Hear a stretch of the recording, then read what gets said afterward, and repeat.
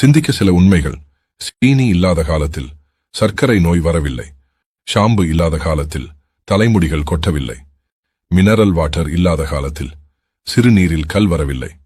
Polythene பொருட்கள் இல்லாத காலத்தில் புற்றுநோய் வரவில்லை. அயோடின் உப்பு இல்லாத காலத்தில் தைராய்டு வரவில்லை. ரிபைண்ட் பாமாயில் இல்லாத காலத்தில் மாரடைப்பு வரவில்லை. பிராய்லர் கோழி இல்லாத காலத்தில் பெண் குழந்தை சிறுவயதில் பருவமடையவில்லை.